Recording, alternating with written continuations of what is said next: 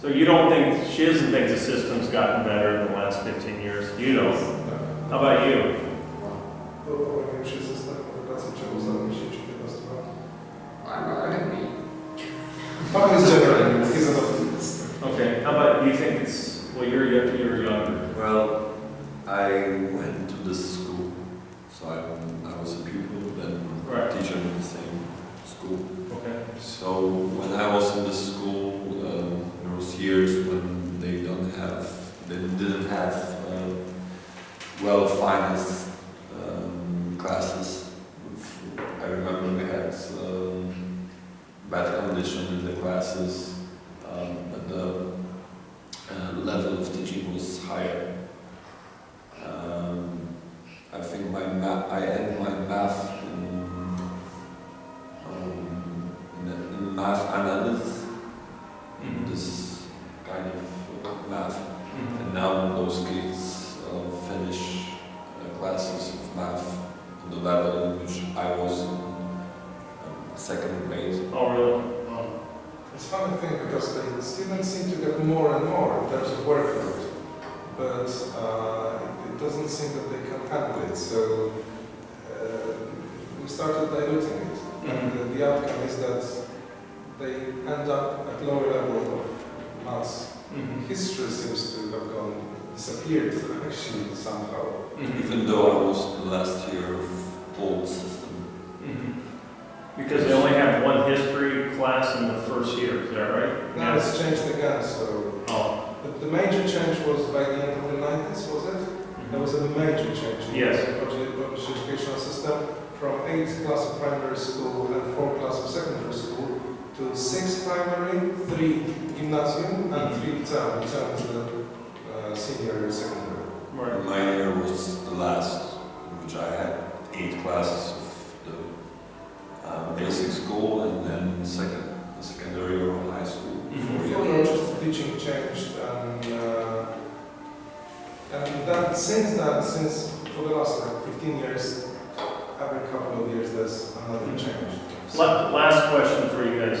I know there's a ranking system, right, for all of the schools, right? Secondary, primary, and the gymnasiums, right?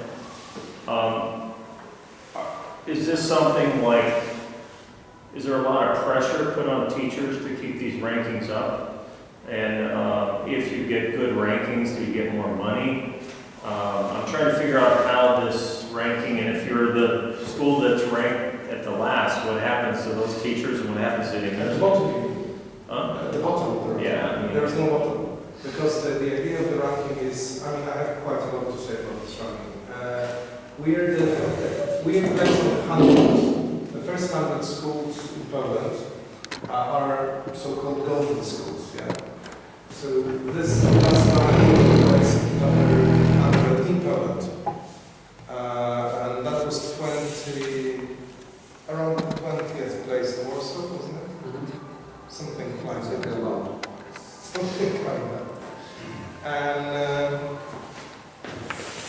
the Perspective, the magazine that organizes that, set up this rank in 2000, I think it was.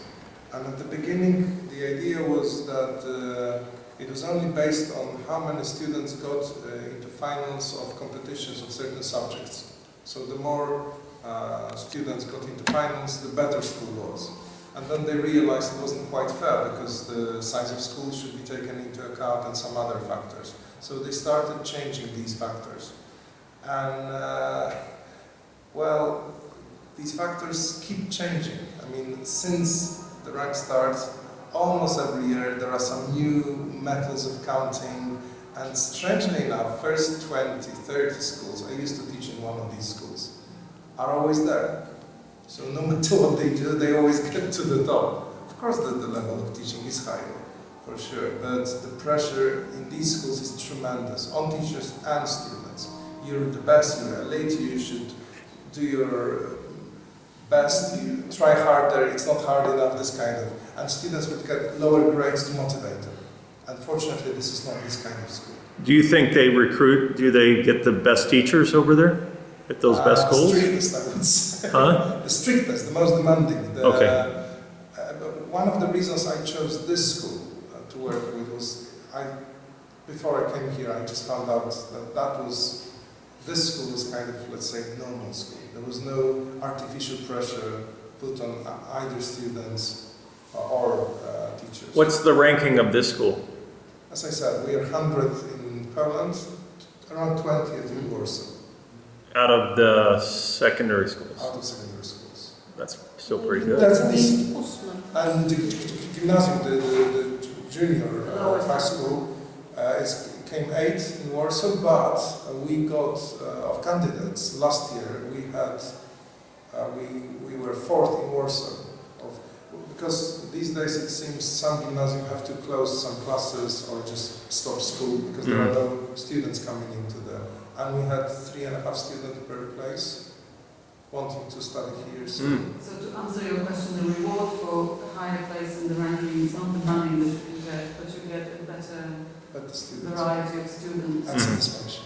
And you can be proud. So You're right. it's easier to Part work of the team. for a teacher. It's easier to work in a school which is high in the ranking because there are no discipline problems like here. Yeah. The students want to learn more comparatively, right? But Yeah. there is no money which follows that. But the In truth- any way, teachers don't earn more. The school doesn't get more. Some teachers get some prizes, that's it. But the truth is that most of these students of so-called good schools would spend a lot of time in extra classes, one way or the other. Even if they're genius at some subjects, they would also have to follow other subjects. And to do that- But there is a school, if you're, let's say there's 200 secondary schools, I'm just saying. There's somebody that's gonna be 200, right? Yeah, but there's also, because we have thousands of schools, there are also schools much lower that we don't really know about. Okay. So I mean, as I said, I worked in one of these, I Mhm. can imagine what it's like.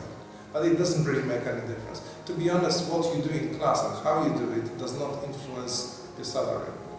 Perhaps this motivational bit, but it's not really anything serious. Does matters for Department of Education because they have additional value, statistical measure, which measures what have you done with pupils that went to high school, if their level is higher or lower than 3-4 years ago. And they have reports on which is this additional value, if it's on plus or lower. There must be a term, educational added value. Yes. It's like a statistical measure. So Some component. comparison. Yeah, Of to the see. progress that the student has made within a school. Right. We gather things like, we gather data, for example, of students who recruited to certain universities. But it's just to know if they got, like, what percentage. For example, we have fairly strong biochemical classes here, and these students are potential candidates to study medicine. And we would be interested if they got to the universities they wanted or not really. And in our case, most of them do get there. Plus, we have 100% of students passing the final exams. Wow. Which is, again, not a common thing to happen in schools that are placed lower or that are not placed lower. So basically, to get in the university, it's based on that final test. Yes. There's, These days it is. like in the US, they have something called the SAT and ACT test. They don't have to take that. They don't have that. It's just the final test coming out of high school that decides. Part of the big change in 2000 was quitting the entrance exams for universities. So your final exam, your matura, final exam of secondary school is your entrance exam. That's a copy of British system, more or less. And there's also a final exam for the gymnasiums. Yes. Yeah. And for primary school. So there's only three exams that the kids take throughout their whole. Well, not really only because the exam consists of all these subjects. So Right, but there's only 3 times they're actually sat three down stages, yes. and they're, 3 times, after primary school, after lower secondary school, and after upper secondary school. okay, right. All right, well, thank you guys, I really appreciate your time. Thank you very much. Okay.